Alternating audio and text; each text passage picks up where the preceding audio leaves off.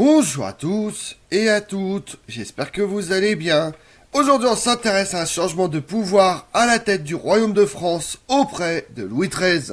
Mais qui sont les personnes qui s'attachent à vouloir prendre possession de la personne et de l'influence auprès de Louis XIII? Les dévots, réunis autour de Marie de Médicis et Michel de Mérignac, s'attendent à voir le cardinal de Richelieu disgracié. Mais c'est sans compter le roi, qui va leur jouer un coup magistral pour le bien du royaume de France. Vous voulez en savoir plus sur la journée des dupes? Venez avec moi. En cet automne de 1630, entre la reine-mère Marie de Médicis, matrone accapareuse, autoritaire, susceptible et rancunière, et Armand Jean Duplessis, cardinal de Richelieu, énergique chef de son conseil particulier, rien ne va plus. Que n'a-t-elle pas fait pourtant pour sa créature? Ayant remarqué sa vive intelligence, son habileté poétique lors des États généraux de 1614, elle se l'est attachée, l'a nommé grand aumônier auprès de sa belle-fille, la reine Anne d'Autriche, puis secrétaire d'État dans l'éphémère ministère de Concino Concini. En 1624, après l'assassinat de ce dernier, après son propre exil et sa difficulté à se réconcilier avec son fils, elle a tout fait pour l'introduire au conseil du roi comme son meilleur agent. C'est grâce à elle, du moins le pense-t-elle, que celui-ci s'est vite hissé au rang de principal ministre de Louis XIII. Mais voilà, l'ingrat ne lui a été aucunement reconnaissant. Depuis son triomphe au siège de La Rochelle en 1627, il n'en fait qu'à sa tête, ne lui rend compte de rien. Son ascension lui porte ombrage. Pire, sa politique s'éloigne de ses propres conceptions. N'est-il pas déterminé désormais à accentuer sa lutte contre la politique des Habsbourg en s'alliant avec des princes protestants? Pour elle, qui souhaitait une conduite accommodante à l'égard de l'Espagne et le triomphe du catholicisme romain en Europe, c'est proprement inadmissible. Le royaume de France ne peut mener une pareille politique contraire à Rome et à Madrid. Quel scandale! Elle a trouvé un précieux appui en la personne du garde des Sceaux, Michel de Marillac, qui privilégie les réformes intérieures plutôt que l'aventure extérieure. Ainsi s'est formé le parti dévot dont elle a plus ou moins pris la tête. La crise entre Marie de Médicis et le cardinal de Richelieu, le grand orage de la cour, comme ce dernier va l'appeler, ne tarde pas à éclater. Elle se déroule sur 2 jours, en 4 actes, comme une tragédie-comédie à l'antique, avec 2 grandes scènes de ménage et un rebondissement inattendu. Le lendemain de son arrivée d'un long voyage, le dimanche 10 novembre 1630, Louis XIII rend une visite de courtoisie à sa mère au palais du Luxembourg. Marie de Médicis s'empresse de lui rappeler la promesse qu'il lui a faite lors d'une grave maladie, qui l'a immobilisé à Lyon quelques semaines auparavant, presque au bord de la mort, celle de renvoyer ce traître de cardinal.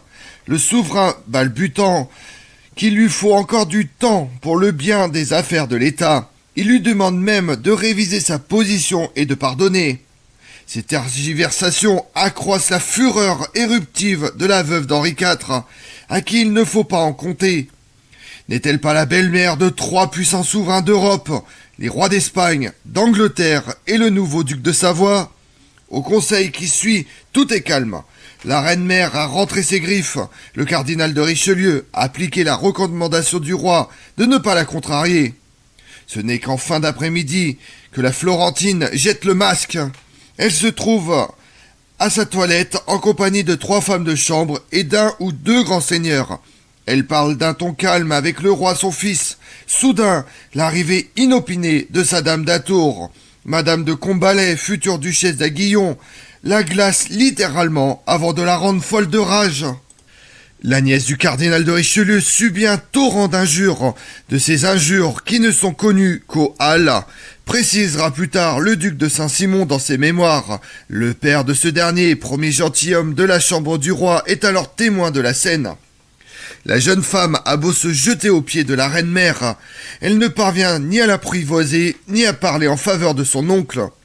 Louis XIII, surpris, choqué, rappelle à sa mère qu'il est présent. Insultée, en larmes, Madame de Combalet sort et rencontre son oncle. Après l'avoir écouté, celui-ci a un moment d'hésitation. Il redoute la tempête. Enfin il entre, s'agenouille. Marie de Médicis le relève, mais c'est aussitôt pour le couvrir lui aussi d'injures. Perfide, fourbe, ingrat, traite à l'État, traite au roi.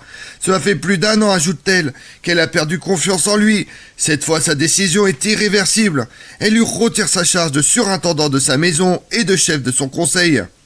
Congédie Madame de Combalet et plusieurs de ses proches, dont la Marillet, son capitaine des gardes. Aux sorties de la chambre, abasourdi, horrifié, pas plus Louis XIII que son ministre n'ose parler de la scène à laquelle ils ont assisté. Cependant, ils n'ont pas renoncé à une réconciliation et conviennent de retourner chez l'irascible reine-mère le lendemain pour une dernière tentative. Bien que rassuré par le soutien du roi, le cardinal de Richelieu semble résigné à se retirer de la cour et de la vie publique. Arrivé à son domicile voisin, le petit Luxembourg, il rédige un mémoire en ce sens, envisageant de quitter Paris pour son gouvernement du Havre. Le lundi 11 novembre au matin, Louis XIII entre à nouveau chez sa mère, selon sa tactique habituelle, qui est de harceler ses interlocuteurs d'arguments rabâchés, de lasser à force d'insistance, elle revient à la charge. Elle a chassé Richelieu de chez elle, l'a destitué de ses fonctions. Il lui reste à obtenir son éviction du conseil du roi et du gouvernement, sa mise aux arrêts et son remplacement par le garde des Sceaux Michel de Marillac, condition indispensable au grand changement de cap auquel elle aspire, la paix extérieure, le rapprochement avec l'Espagne, l'Europe toute catholique. Pour ne pas être dérangée, comme elle l'a été la veille par Madame de Combalet, elle a fait dire à ses huissiers qu'ayant pris médecine, elle ne peut recevoir personne d'autre que le roi. Se présentant au Luxembourg peu après, le cardinal se heurte à la consigne. L'appartement de Marie de Médicis est situé au premier étage de l'aile droite du palais. Les portes ont été soigneusement verrouillées, y compris celle donnant sur la galerie voisine. Mais Armand Jean du Plessis connaît un autre passage dérobé, un long couloir passant par la chapelle, situé à l'extrémité ouest menant à un escalier sombre. Il l'emprunte, avec la complicité d'une des multiples espionnes dont il avait truffé l'entourage de sa bienfaitrice. Et le voilà qui fait irruption dans la chambre de Marie de Médicis, qui essayait encore d'endoctriner son fils, s'arrête net, stupéfaite en voyant surgir, telle la statue du commandeur, le sévère fantôme rouge qu'elle n'attendait pas. « Je gagnerai, que l'on parle de moi ?» fait ironiquement l'intrus. La maîtresse des lieux reste quelques instants stoïque. Quelle insolence, quelle hardiesse! Mais puisque ce trouble fait veut tout savoir, elle va lui dire, et à sa façon. Elle est impressionnante, avec sa chevelure crêpée d'or et de roux vénitien, son cou noué dans la graisse et son regard de lionne féroce. Alors au milieu des hoquets et des sanglots se déchaîne un nouveau flot d'ordures, de grossièreté, d'injures, de corps de garde, tantôt en français, tantôt en italien. Elle lui ordonne de se retirer immédiatement de sa maison et de ne plus jamais se présenter devant elle. Elle ne veut plus entendre parler de lui, pas plus que de ses parents et de ses partisans. Puis, lui tournant le dos, elle prend à partie son fils. Elle jure qu'elle n'assistera plus jamais au conseil tant que son ennemi y siégera, et ne trouvera jamais avec lui en quelque lieu que ce soit. L'ancien évêque de Luçon, immobile, mais en proie à un vil émoi, rassemble quelques brides de son éloquence pour tenter de la faire fléchir. Il quémande son pardon. À quoi bon vivre puisqu'il a perdu ses bonnes grâces? Comme cela ne suffit pas, lui, prince de l'église, membre du sacré collège, se met à genoux et ne pouvant interrompre le torrent de ses invectives, baise silencieusement le plan de sa robe. Quelle scène! Même cet abaissement n'apaise pas l'impétueuse courroux de la furie. Louis XIII, de plus en plus gêné, profondément choqué par les hurlements hystériques de sa mère, cherche à s'enfuir. Il dit qu'il se fait tard et que, voulant aller à Versailles, il est temps pour lui de partir. Il esquisse un rapide révérence et sort. Cette fois, le cardinal se croit perdu. Il n'a reçu aucun soutien du roi. Livide et flageolant, le visage contracté, la gorge nouée, il rentre au petit Luxembourg où il commande son dîner et ses équipages. C'en est fini. Sa vie, sa fortune, ses ambitions, son œuvre, tout s'écroule. Il vient d'avoir 46 ans. La nouvelle a vite fait le tour de la cour. On parle de disgrâce foudroyante, d'exil, du renvoi de sa maison, avec l'assentiment royal. Les bons dévots, les chats fourrés, les rutilants cabaleurs, les ennemis obscurs ou déclarés de l'homme rouge, tous exultent. Ils courent en foule au Luxembourg féliciter la reine-mère.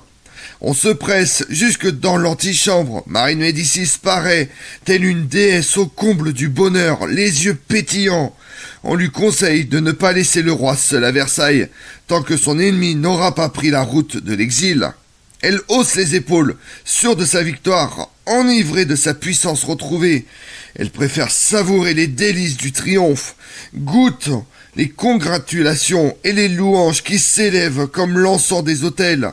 Les flatteurs ne tarissent pas d'éloges sur son habileté, son admirable conduite, digne des plus grands souverains de l'univers. Au milieu de cet incessant va-et-vient, de robes soyeuses de pourpoint et de similars chatoyants, jouant les modestes mais ne jubilant pas moins, Michel de Marillac médite la constitution de son gouvernement. Le cours de l'histoire va enfin changer. Tout ce monde ignore que Louis XIII a fait prier son éminence de le rejoindre à Versailles. Un des proches de Richelieu, le cardinal de la Valette, le persuade de s'y rendre sans délai. Qui quitte la partie la perd. Le disgracié comprend que c'est sa planche de salut. Pessimiste, souvent battu, Armand-Jean du Plessis, cardinal de Richelieu, n'est pourtant pas homme à se dérober devant les défis du destin. Le roi est arrivé dans le petit pavillon de chasse qu'il a fait édifier durant l'été 1623, sur la butte inhospitalière de Versailles, dominant le Val de Gallie, une piccola casa per ricazzone, selon la formule de l'ambassadeur de Venise. Accompagné de deux de ses proches, Armand-Jean du Plessis descend de carrosse, monte au premier étage et pénètre dans le cabinet royal. Louis XIII l'accueille avec chaleur. Le cardinal de Richelieu s'agenouille, remercie son hôte, le meilleur de tous les maîtres. À quoi celui-ci répond qu'il est le plus fidèle et le plus affectionné serviteur qui soit au monde. Cette double notion de fidélité et d'affection est capitale dans les relations politiques du temps jusqu'au plus haut sommet de l'État. Le monarque avoue à son interlocuteur que s'il a le plus apprécié en ces heures de crise, c'est son silence respectueux, sa sérénité désamante, sa dévérence envers sa mère en dépit des invectives et des injures. Il lui avoue que si à un moment ou à un autre il s'était emporté et lui avait manqué de respect, il l'aurait alors abandonné. Puis il l'invite à passer la nuit au château et lui attribue une chambre au rez-de-chaussée en dessous de la sienne. Un privilège inouï. Enfin, l'entourage s'étant retiré à sa demande, les deux hommes parlent durant environ 4 heures. Nous connaissons la teneur des sujets abordés par des fidèles du prélat eux-mêmes informés par leur patron. Nerveux et impressionnable, celui-ci n'a ni le calme ni le détachement du souverain. L'éclatante confirmation de sa faveur ne le prémunit pas contre les difficultés qui ne manqueront pas de renaître avec la reine-mère. Il sait qu'elle ne pardonnera jamais. On ira de crise en crise. Aussi propose-t-il à nouveau sa démission. Il se retire des affaires et mènera une vie tranquille dans son château du Poitou. Louis XIII écarte ses arguments. L'intérêt du royaume de France exige qu'il demeure en place. Se dérober est une faiblesse, une lâcheté. Le cardinal de Richelieu s'entête. Je vous commande absolument de rester Louis intime Louis XIII et de continuer à tenir le timon des affaires, parce que telle est mon irrévocable décision. Il n'y a plus qu'à s'incliner. En vérité, le roi a fait son choix dès janvier 1629, lorsqu'il a opté pour ses actions d'éclat à l'extérieur, contre le pacifisme des dévots pour la France, contre l'Espagne, pour la politique nationale. Après son long entretien avec le cardinal de Richelieu, Louis XIII convoque sur le champ ses ministres et secrétaires d'État, à l'exception de Marillac. Tandis que tard dans la nuit, sur la butte venteuse de Versailles, les ténèbres et la froidure du novembre ont enveloppé le petit château, le conseil s'ouvre dans le cabinet du roi au premier étage, à la lumière de quelques chandelles. Louis XIII rappelle la multitude des intrigues et des mauvais conseils autour de la reine-mère et les obstructions faites à sa politique étrangère. Le responsable porte un nom, Michel de Marillac. En conséquence, il lui ôte les sceaux et l'exil. Il le remplace par un conseiller d'État réputé pour son intégrité, Châteauneuf, proche du cardinal de Richelieu. Ces décisions sont suivies d'une autre, l'arrestation du maréchal Louis de Marillac, demi-frère du disgracié, afin de prévenir un soulèvement militaire de sa part. Les choses désormais sont claires, c'en est fini de la double allégeance qui imposait au cardinal de servir à la fois la reine et le roi. Il n'y aura plus qu'une seule volonté politique, celle du roi, que le principal ministre sera chargé de mettre en œuvre. Antoine de Loumenie, sieur de la ville Auclair, secrétaire d'État, reçoit la délicate mission d'annoncer ses décisions à Marie de Médicis au palais du Luxembourg. Elle qui savourait encore son supposé triomphe tombe des nues. Mais comment? Pourquoi? Est-ce possible? Elle manque de défaillir. Quand elle revient à elle, c'est pour exploser et répandre en imprécations furibondes contre son ancien protégé, ce satané prélat, cet ingrat, ce parjure qui l'a trompé. Chacun comprend la situation, la désolation gagne le palais, où s'éclipse la foule de flatteurs et de sollicitateurs. Lorsqu'on apprend que la barrette rouge du cardinal a été aperçue dans Paris à la portière du carrosse royal, il n'y a plus de grand salon doré, vide. Familier des mots d'esprit, un courtisan ironise. C'est la journée des dupes. Et pendant ce temps-là dans le monde, le 14 janvier 1630, on voit la victoire des Mandchous sur la dynastie Ming près de Pékin. Le 23 mars, c'est la prise de Pignerol, clé de la plaine du Pô. Louis XIII refuse de la rendre à l'Espagne, choisissant la guerre contre les Habsbourg. Le 6 juillet, Gustave II Adolphe, roi de Suède, débarque en Porémanie. Le 13 août, on voit le renvoi d'Albrecht von Wallenstein sur la pression de la Ligue catholique sur l'empereur Ferdinand II. Le 15 novembre 1630, c'est le traité de Madrid entre l'Espagne et l'Angleterre. Accord également entre les Portugais et les Anglais en Inde. Comme on l'a vu, le 10 novembre 1630, en présence de Louis XIII, le cardinal de Richelieu se confronte à la reine-mère Marie de Médicis, qui est devenue son adversaire le plus déterminé. Il l'emporte le lendemain au terme d'une journée des dupes, et pour lors mettre toute son intelligence, son énergie au service de la monarchie de France. Je vous remercie d'avoir suivi cette vidéo en ma compagnie. Si vous voulez connaître mes autres vidéos, retrouvez-moi sur ma chaîne YouTube Tout sur l'Histoire avec Damien, mais également sur les réseaux sociaux, Twitter et Instagram, Histoire Damien. Et pensez à liker, commenter et vous abonner. Je vous remercie à tous.